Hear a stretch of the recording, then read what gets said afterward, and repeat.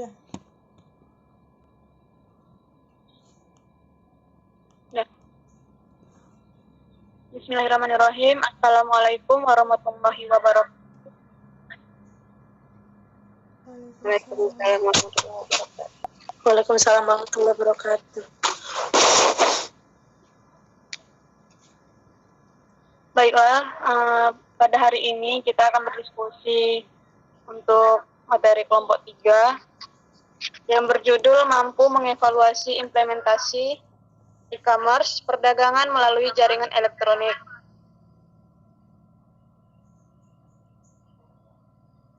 Langsung saja untuk mengefisienkan waktu, saya sendiri akan mempresentasikan materi pertama yang berjudul pengertian e-commerce.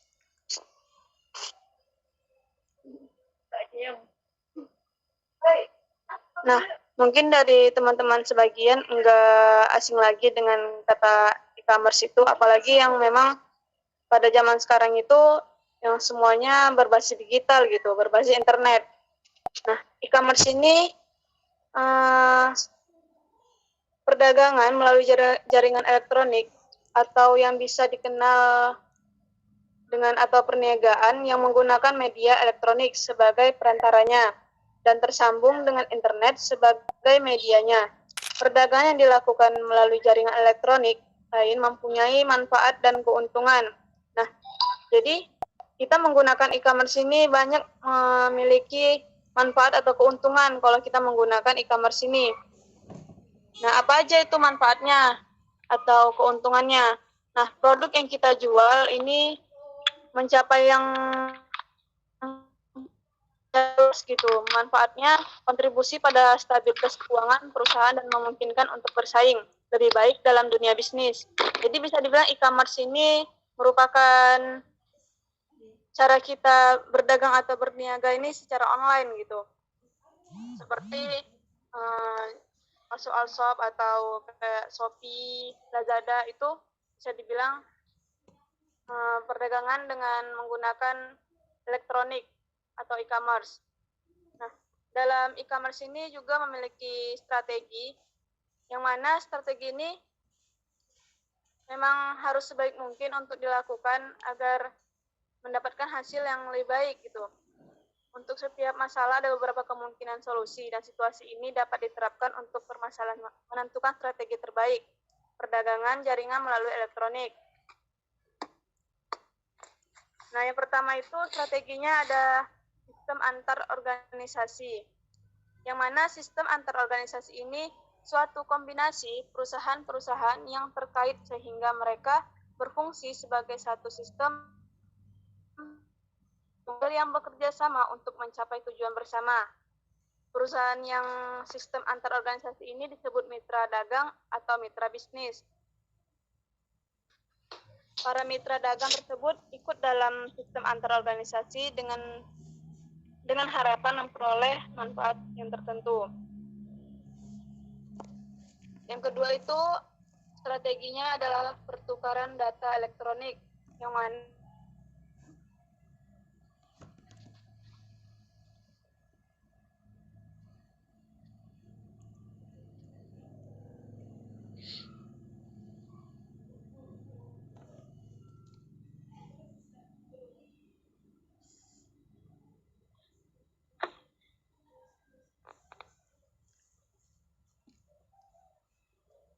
atau transfer data juga dari komputer ke komputer. Maka strategi ini sangat baik untuk e-commerce atau perusahaan-perusahaan dagang yang mau transmisikan datanya gitu. Jadi lebih memudahkan untuk berjalannya rencana sesuai yang diinginkan. Trik, si Iqbal masuk nggak atau lanjut aja? Lanjut aja lah.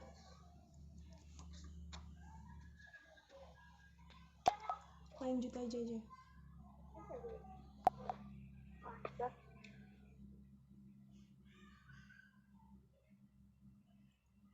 Saya mau nanya. Belum.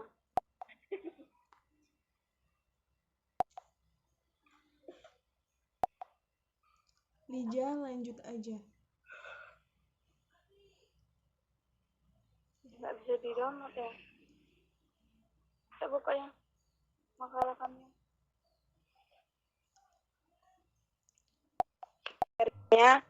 Karena berhubung teman sekelompok saya belum bergabung di Google Meet.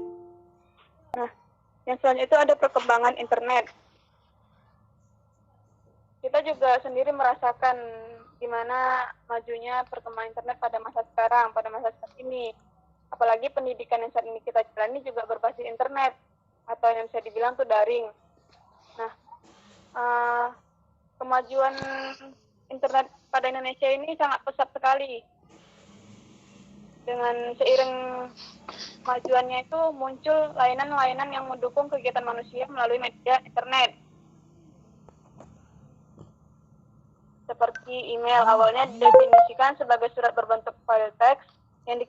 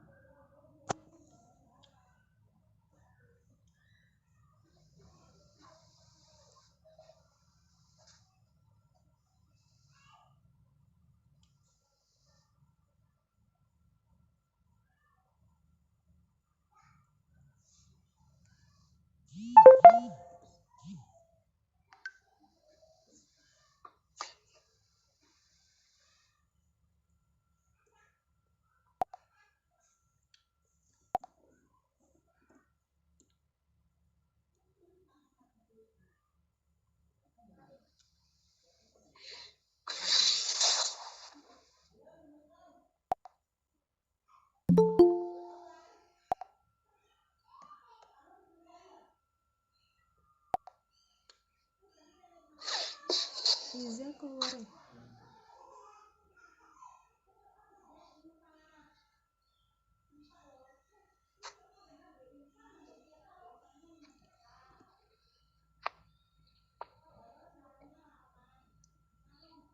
perkembangan pesat internet juga telah menimbulkan berbagai sengketa dan konflik hukum yang cukup serius bagi pemakainya. Jadi,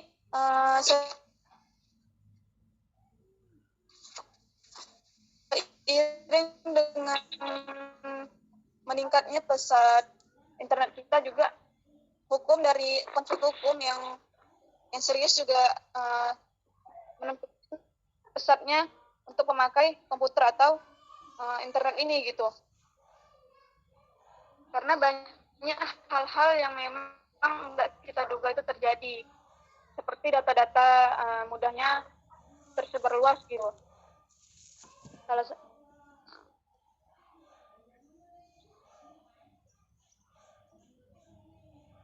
Mungkin itu saja yang dapat saya sampaikan untuk materinya. Akan dilanjutkan dengan teman saya, Erika Syafitri. Kepada Erika Syafitri dipersilakan.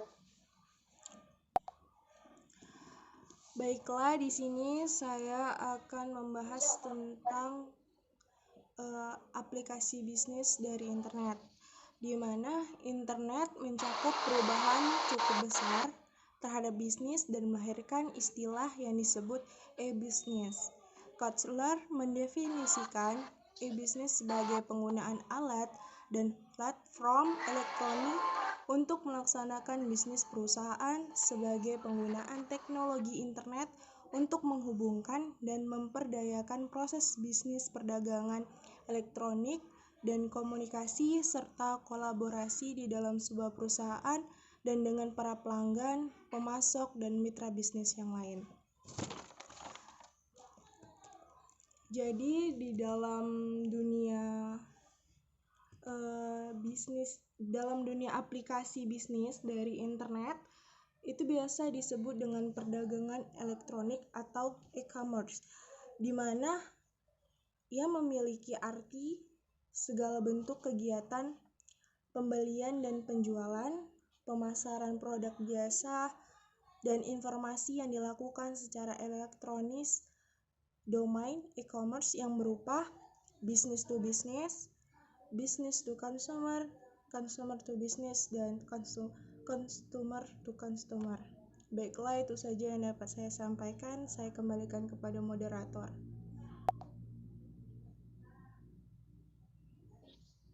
Baiklah, terima kasih kepada Saudari Erika Syafitri atas penjelasannya. Selanjutnya akan dilanjutkan oleh teman kami, Fadila Agnes. Kepada Saudari Fadila Agnes, dipersilakan.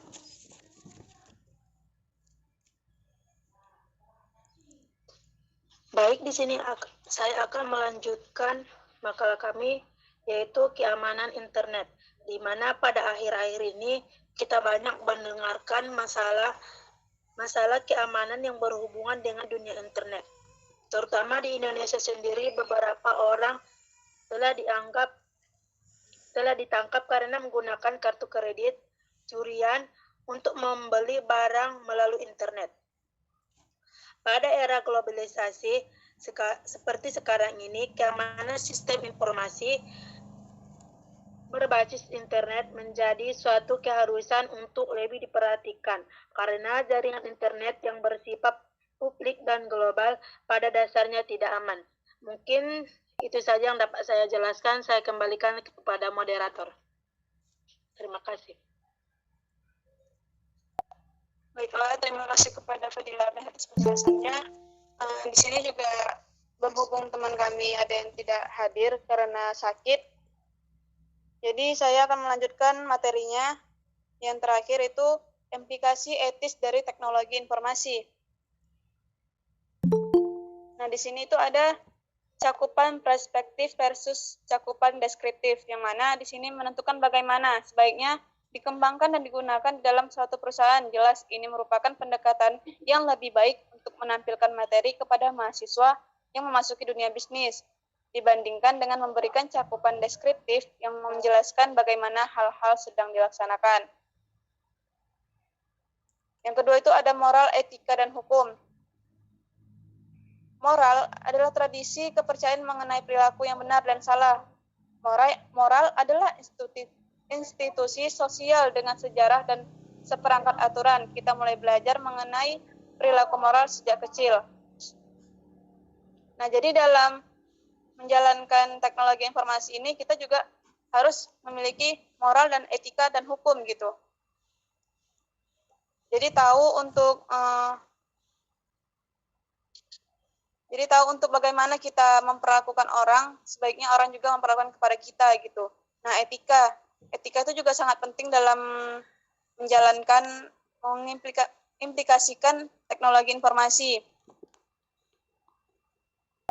Nah, tidak sama seperti moral, etika bisa jadi amat bervariasi dari satu komunitas dengan yang lainnya.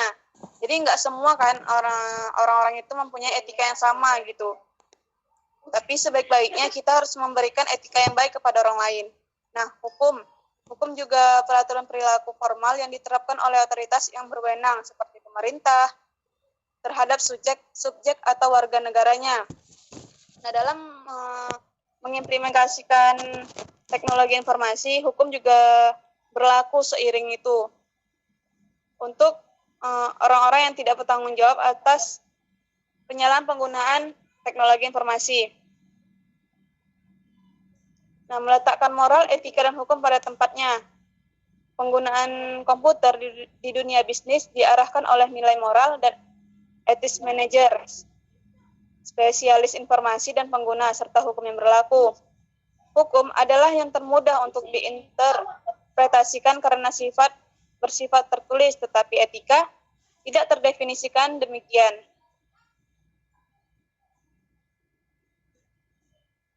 Baiklah, mungkin itu saja yang dapat kami sampaikan dari kelompok 3. Bagi teman-teman yang ingin bertanya atau memberi kritikannya pada makalah kami, dipersilakan.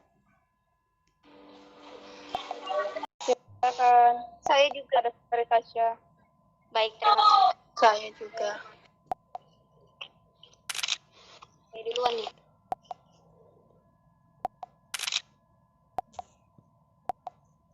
Baik, terima kasih kepada moderator. Saya Tasya Ananda, izin mengajukan pertanyaan terkait pertanyaannya ialah bagaimana jika strategi perdagangan melalui elektronik itu tidak dapat terlaksana secara keseluruhan. Nah, apakah perdagangan melalui jaringan internet tersebut itu dapat terhambat?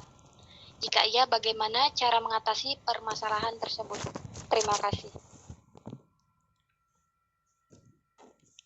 Bagaimana moderator? Apakah pertanyaan dapat dipahami?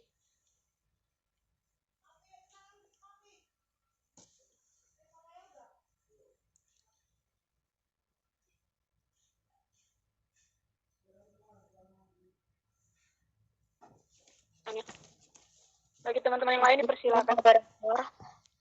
Izin bertanya moderator. Saya Davian, silakan dari kelompok 6. Apakah baca ulangi? Saya Yulida, perwakilan dari kelompok 6, ingin bertanya kepada kelompok 3.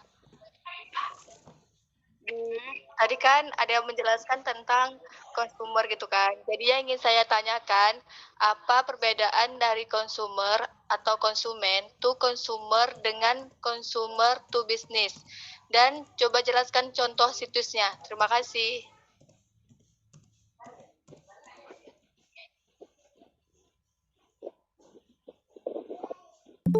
Iya. Terus coba berikan contoh situsnya. Terima kasih. Iya. Ya.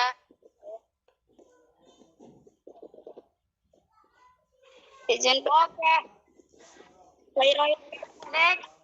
Silakan moderator dari Koiria Sapitri. Yang lain ingin bertanya. Baik, terima kasih kepada moderator. Saya perwakilan dari satu. Untuk saudari Koiria contoh. Maaf. Untuk saudari Koiria dipersilakan. Baik, terima kasih moderator. Saya Khairia Safitri, perwakilan dari kelompok 1, ingin mempertanyakan kepada kelompok 3, hal-hal apa saja yang harus diperhatikan dalam mencapai keefektifan dari strategi perdagangan melalui elektronik ini. Mohon penjelasannya, itu saja. Terima kasih.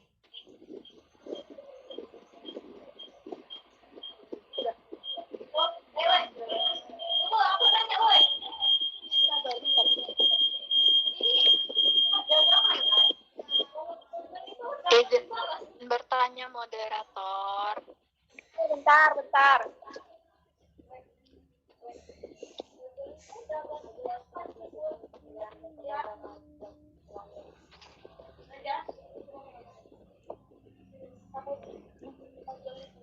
Reza.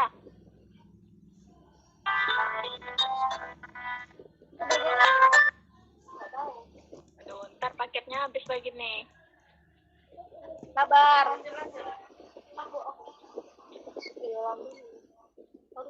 Ada lagi yang ingin bertanya, dipersilakan. Ya.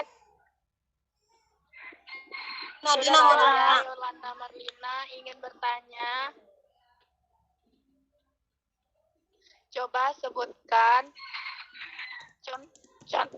contoh kejahatan yang ada di internet dan cara menanggulanginya atau mengatasinya.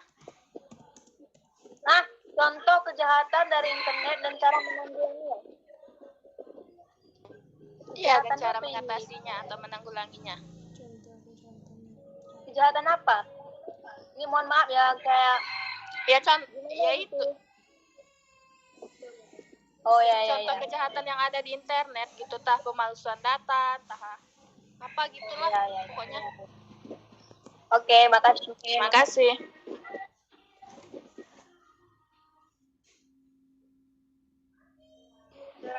Ada lagi yang ingin bertanya, dipersilakan. Saya.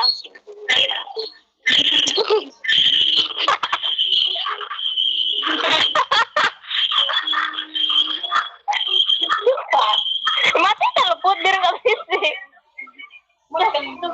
Gimana nih? Ini di video loh. Izin bertanya moderator. Iya. Kan gitulah. Apakah InDrive terus satu lagi apa? Maxim itu termasuk ke apa itu? Apa namanya, woy? perdagangan online, soalnya kan di situ masuk juga kayak ciri-ciri di penjelasan kalian, tawar menawar. Dah, gitu aja. Gampang kan?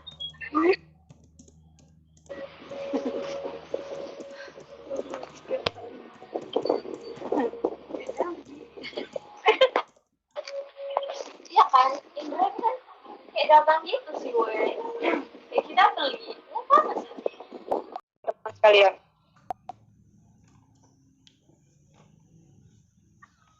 Di Rizka Yulida kepada saudari Rika Syafitri dipersilakan. Baiklah, di sini saya akan menjawab pertanyaan dari Rizka Yulida, di mana pertanyaannya apa sih perbedaan dari konsumen dan konsumen atau konsumen to business gitu kan, di antara C2C sama C2B gitu. Jadi perbedaannya itu kalau konsumen to consumer itu terkadang disebut kayak person to person gitu, yang menyatakan model perdagangan yang terjadi antara konsumen dengan konsumen itu dilakukan secara elektronis. Nah, itu contohnya itu kayak situsnya itu kayak tokobagus.com gitu. Karena itu kan menjadi sarana dapat menjual dan dapat membeli. Nah, perbedaan lebih signifikannya itu kayak gini. Kalau misalnya konsumen kayak person to person tadi itu lebih ke si pengelolanya, sedangkan consumer to business itu lebih ke mediatornya, di mana dia itu sebagai mediator, dia itu lebih mendukung bisnis yang berbasis konsumen ke pembisnis. Nah, ini dia contoh situsnya itu seperti www.fotolia.com, di mana situs Fotolia ini memungkinkan siapa saja yang mengirimkan gambar dan mengelola pembelian gambar oleh perusahaan atau personal yang membutuhkannya. Misal digunakan untuk kepentingan ilustrasi atau ilustrasi buku gitu, kayak cover buku, dan untuk diperjualbelikan gitu, seperti itu. Apakah dapat dipahami oleh Saudara Rizka? Saya kembalikan kepada moderator.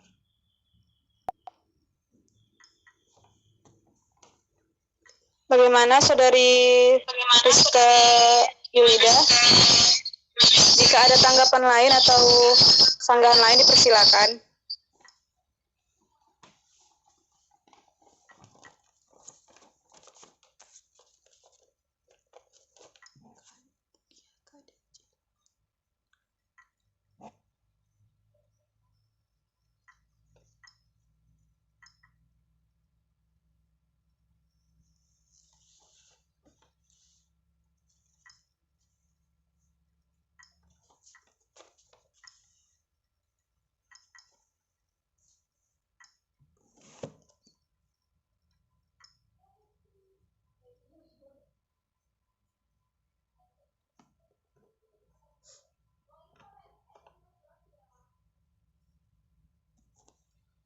Baiklah, karena berhubung sepertinya Rizka, ada ya Rizka Yulida.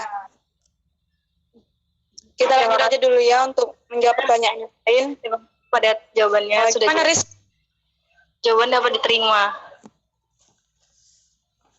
Baik, terima kasih kepada saudari Rizka Yulida.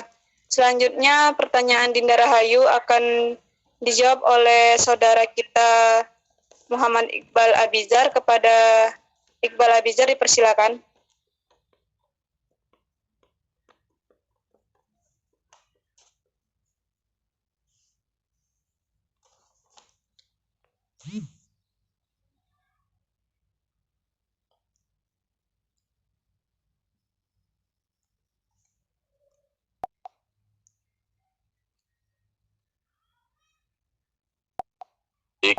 Assalamualaikum warahmatullahi wabarakatuh.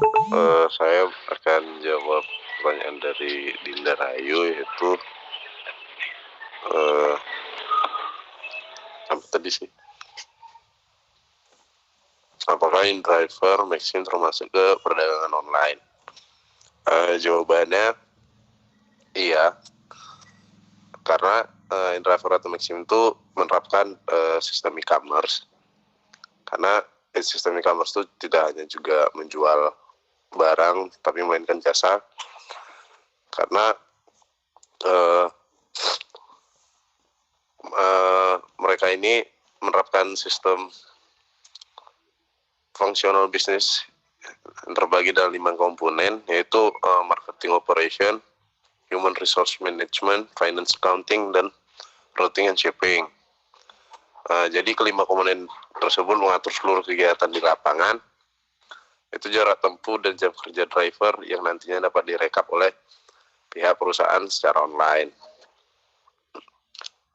Penerapan e-commerce pada aplikasi-aplikasi jasa seperti InDriver atau Maxim itu dapat dilihat dari arsitektur aplikasi perusahaannya yang memiliki konseptual yang hubungan antar proses interface dari aplikasi e-commerce.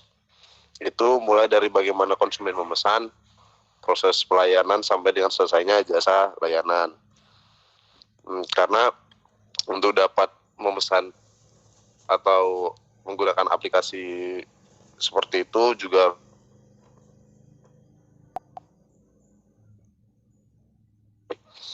pengertian e-commerce bahwa kalau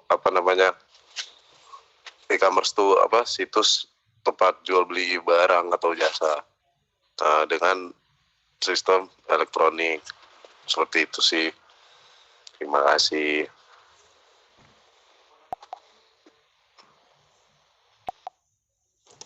Udah tuh. Dari Dinda Rahayu. Sudah. Sudah apa nih? Sudah dapat dipahami dan mengerti. Coba nih.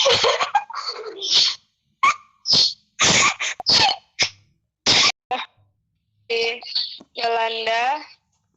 Di sini saya akan mencoba menjawab pertanyaan dari Yolanda. Yang mana pertanyaannya, coba sebutkan contoh kejahatan dari internet dan cara menanggulanginya.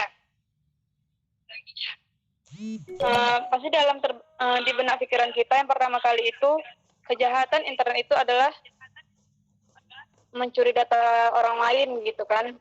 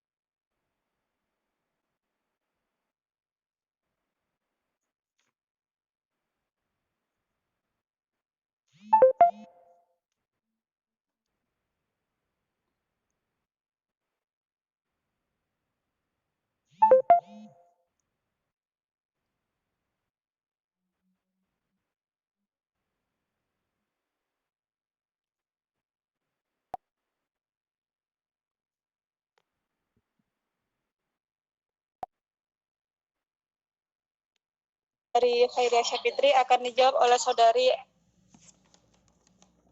Fadila Agnes. Kepada Fadila Agnes dipersilakan.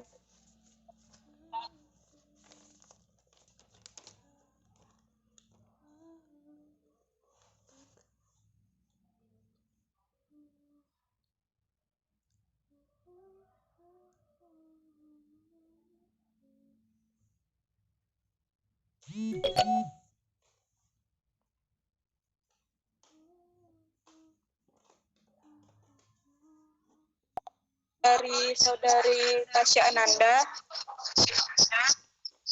yang mana pertanyaannya, jika strategi perdagangan elektronik tidak terlaksanakan dengan baik, nah bagaimana solusinya? Memang enggak memungkinkan untuk perdagangan elektronik itu tidak menghadapi permasalahan, dan pasti dari permasalahan tersebut pasti memiliki solusi.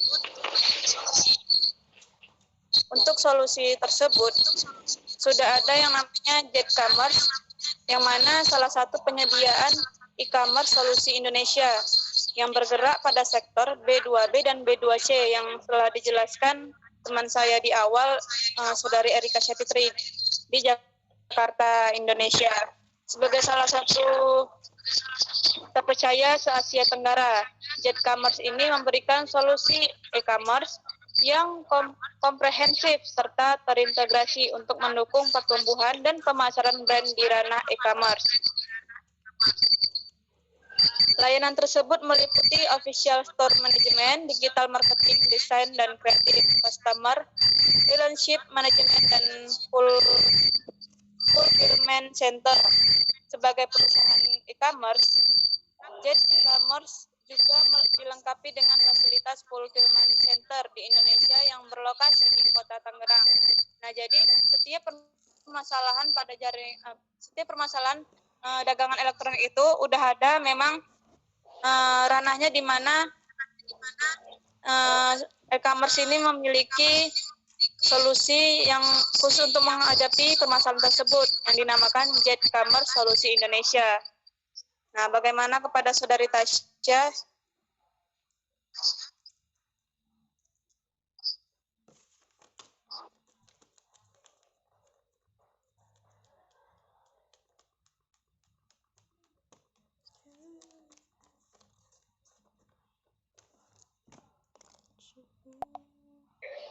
Baik, terima kasih kepada moderator. Jawaban dapat saya terima.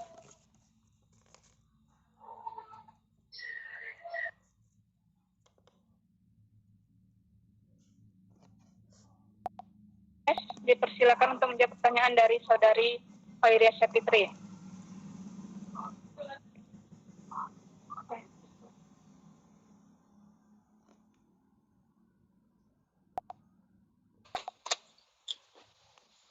Baik, di sini saya akan mencoba menjawab pertanyaan dari Saudari Khairia Syafitri, yang mana pertanyaannya, apa saja yang dapat diperhatikan untuk menjalankan perdagangan elektronik. Di mana sudah kita ketahui secara sederhana pemasaran atau perdagangan elektronik juga disebut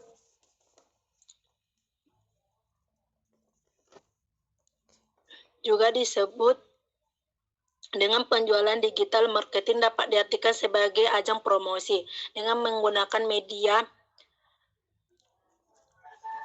perdagangan elektronik. Dapat kita perhatikan sebelumnya untuk melakukan perdagangan elektronik tersebut. Di antaranya, yang pertama kita harus memperhatikan penyusunan strategi dalam perdagangan elektronik. Yang kedua itu memahami konsumen. Yang ketiga itu menyiasati kompetensi usaha. Yang seterusnya memiliki media yang dijadikan sebagai lapak promosi.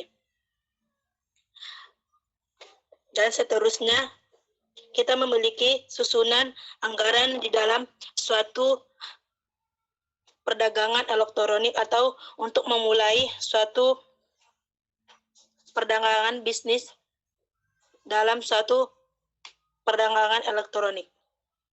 Mungkin itu saja yang dapat saya sampaikan. Sekian dan terima kasih. Saya kembalikan kepada moderator.